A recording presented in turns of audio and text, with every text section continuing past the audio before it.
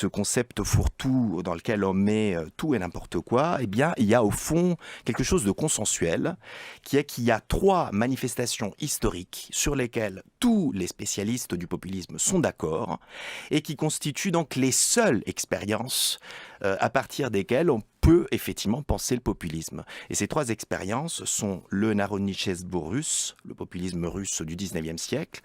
le mouvement des fermiers ruinés aux États-Unis qui a donné lieu à un parti, le People's Party, à la fin du 19e siècle aux États-Unis, et la tradition populiste en Amérique latine, c'est-à-dire les gouvernements nationaux populaires. Ce que j'ai fait n'a été rien d'autre que comparer rigoureusement et scientifiquement ces trois expériences sur lesquelles tout le monde est d'accord pour en tirer en effet une définition scientifique du populisme et de là effectivement, la mettre à l'épreuve de la démocratie aujourd'hui, de ce que peuvent être des mouvements populistes compatibles avec cette histoire et d'essayer de comprendre si, oui, effectivement, le populisme est ou non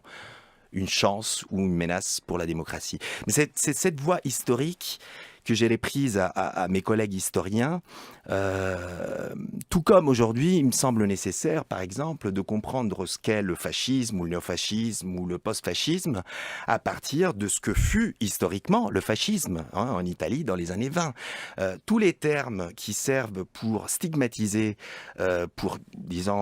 discréditer l'ennemi, doivent être soumis en quelque sorte à cette enquête historique pour savoir en fait ce qu'ils ont été dans le passé, ce qu'ils ont décrit dans le passé et ce qu'ils peuvent donc aujourd'hui décrire en toute rigueur.